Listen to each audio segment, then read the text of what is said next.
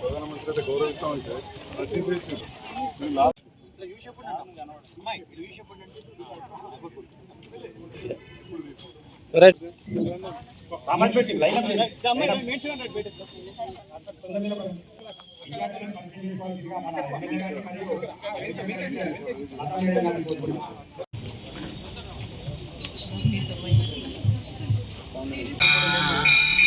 ఎందుకు నాన్న అప్పుడే నన్ను వదిలేసి వెళ్ళిపోయావు? బయటకి ఎక్కడికి వెళ్ళి చావచ్చుగా. ఇది నా సారే వస్తున్నాడు. తొందరగా రండి అమ్మా.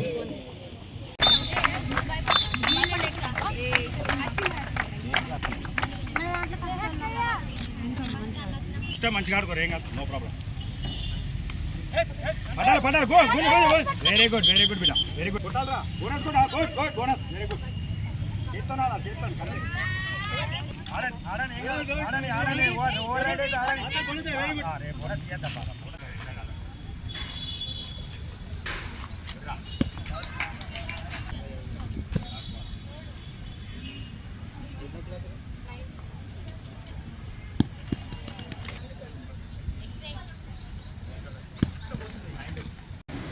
Box.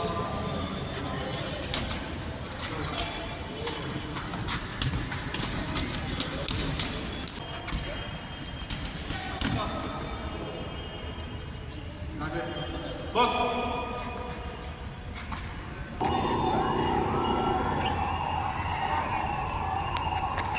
Very good.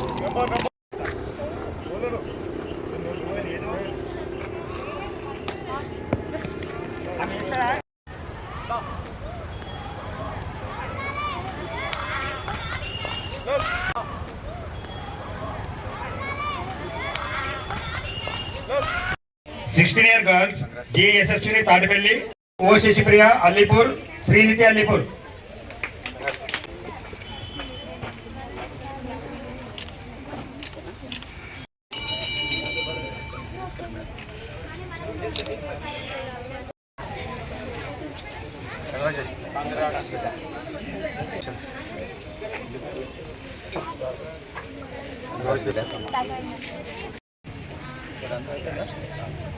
మరి ముఖ్యంగా నేను ఇక్కడ గత కొన్ని సంవత్సరాల నుంచి గమనిస్తూ వస్తున్నది ఏంటంటే, ఒకటి రూరల్ ఏరియాస్ నుంచి కూడా క్రీడాకారులు వస్తున్నారు, అన్ని ఆటపాటలలో పాల్గొంటున్నారు. అయితే పాల్గొనడమే కాదు, మన పీఈటీలు వాళ్ళని నిష్పక్షపాతంగా సెలెక్షన్ చేస్తున్నారు. ఎందుకు సెలెక్షన్ చేస్తున్నారని నేను ఇప్పుడు చెప్తున్నాను. చాలా నాలుగు ఇదివరకు ఎన్నోసార్లు మీటింగ్స్కి వచ్చినా కానీ అప్పుడంతా కూడా మీరు చేయండి అని చెప్పారు. ఇప్పుడు చేశారని ఎందుకు చెప్తున్నా అంటే, ఈ మధ్య కాలంలోనే మనకు సోషల్ వెల్ఫేర్ నుంచి గేమ్స్ అయ్యి, అది కాకుండా హై స్కూలు రెసిడెన్షియల్ వాళ్ళతోని కొన్ని అయ్యి, తర్వాత డిస్ట్రిక్ట్ లెవెల్లో కూడా కొన్ని బాలికలకి అయ్యి, తర్వాత కళాశాల వాళ్ళ మధ్యలో అయింది. సో వీళ్ళందరూ కూడా స్టేట్కి వెళ్ళి స్టేట్లో గెలిచారు, సీఎం కప్ కూడా గెలిచారు. సో ఇట్లా వివిధ రకాల కేటగిరీస్లో మీరు ఇక్కడికి రావడం ఒకటి, నిష్పక్షపాతంగా నైపుణ్యం ఉన్న వాళ్ళని సెలెక్ట్ చేసి పంపినందువల్లనే మరి మనం స్టేట్ లెవెల్లో కప్పులు కొట్టామని నాకు అర్థమైంది.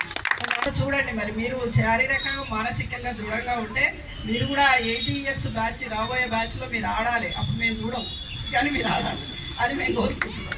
సో మనకి ముఖ్యంగా బాలికలకి ప్రత్యేకంగా ఆరోగ్యం పట్ల అవగాహన ఉండదు, చిన్నప్పటి నుంచి కూడా పెద్దగా పట్టించుకోరు.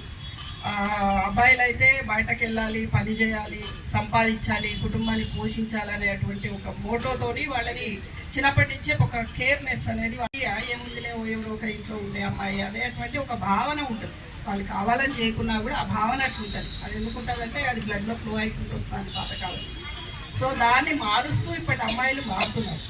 వాళ్ళు కూడా మేము ఎవరికేం తక్కువ కాదు అని చెప్పేసి ఆరోగ్యం పట్ల శ్రద్ధ తీసుకుంటున్నారు, చదువు పట్ల శ్రద్ధ తీసుకుంటున్నారు. ఇదిగో ఇట్లా ఎక్స్ట్రా కరిక్యులర్ యాక్టివిటీస్లో కూడా పాల్గొంటున్నారు. మరి ఇక్కడ ఉన్న వాళ్ళకి నేను చెప్పేది ఏంటంటే, మీరు మళ్ళీ స్కూల్ నుంచి కూడా ఒక పీఈటీ ఏదో ఒక రోజు కరాటే, కుంఫు అలాంటి వాటిల్లో కూడా ఈ అమ్మాయిలకి ప్రత్యేకంగా శిక్షణ ఇవ్వాలని చెప్పేసి నేను రిక్వెస్ట్ చేస్తున్నాను. అందరూ స్పోర్ట్స్ ద్వారా ఇన్స్పైర్ అయ్యి అలాంగ్ విత్ స్టడీస్ మీరు అందరూ కూడా మంచి ఆరోగ్యంగా ఉండాలని, మీ లోపల ఒక క్రీడా స్ఫూర్తి కలిగి మంచి స్నేహభావం పెంపొంది ఫిజికల్గా మెంటల్గా కూడా మీరు బాగుండాలని చెప్పే ఆలోచనతోటి కేంద్ర రాష్ట్ర ప్రభుత్వాలు ఈ కార్యక్రమాలు చేస్తూ ఉన్నాయి. గౌరవ ముఖ్యమంత్రి రేవంత్ రెడ్డి గారు ముఖ్యమంత్రి అయిన తర్వాత పాత బిల్లులు కూడా పెండింగ్ దాదాపు 25 నుంచి 30 లక్షలు ఉంటే ఆ బిల్లులన్నీ పిచ్చి షెడ్యూల్కు మొత్తం ఫ్లోరింగ్ అవన్నీ చేయించడం, ఖేలో ఇండియా ద్వారా ఈ కార్యక్రమం కూడా ఏర్పాటు చేయడం జరిగింది. అట్లనే అప్పుడు రవినాయక్ కలెక్టర్ గారు ఉన్నప్పుడు మూలకు పడ్డ స్విమ్మింగ్ పూల్ అది కూడా తెరిపించడం,